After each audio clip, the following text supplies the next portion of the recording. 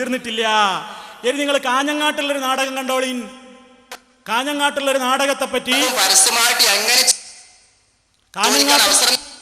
കാഞ്ഞങ്ങാട്ടുള്ളൊരു നാടകത്തെപ്പറ്റി, അവിടെ നടന്ന നാടകീയമായ രംഗത്തെപ്പറ്റി നമ്മുടെ സ്നേഹിതൻ ഹനീഫ് കായക്കൊടി തന്നെ വിശദീകരിക്കുന്ന ഭാഗങ്ങൾ അടങ്ങിയ ഒരു ദൃശ്യം കൂടി നിങ്ങളെ കേൾപ്പിക്കുകയാണ്.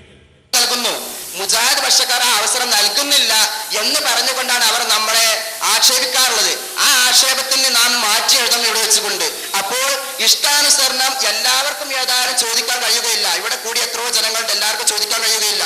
അപ്പോൾ ഈ ചോദിക്കുന്ന വ്യക്തികൾക്ക് സംശയം തീരട്ടെ, അതുവരെ അവർ ചോദിക്കട്ടെ എന്നുള്ളതായിരിക്കുന്ന സൽബുദ്ധിയോടുകൂടെ നാം മുന്നോട്ട് തുടരുക.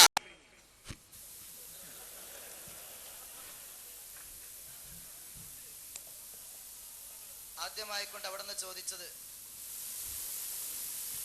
അള്ളാഹു അല്ലാത്ത മറ്റ് ആളുകളെ വിളിച്ചുകൊണ്ട് സഹായം അഭ്യർത്ഥിക്കുന്നത്, വിളിച്ചു പ്രാർത്ഥിക്കുക എന്ന് പറഞ്ഞ അവർ പറഞ്ഞ ആ പദം കൊണ്ടുള്ള ഉദ്ദേശം സഹായം അഭ്യർത്ഥിക്കുക എന്നാണ് എന്ന് അവർ അംഗീകരിച്ചത് കൊണ്ട് ഞാനത് ആവർത്തിക്കും. കണ്ടല്ലോ, മുഖാമുഖ നാടകം ആരാ നടത്തുന്നത് കണ്ടില്ലേ? എന്നിട്ട് നമ്മളോട് പറയാ നിങ്ങൾ നാടകം കളിച്ചതാണ്. ശരിയായ നാടകം പോയി കണ്ടത് കൃത്യമായിട്ട് നിങ്ങൾക്കത് മനസ്സിലാക്കാം.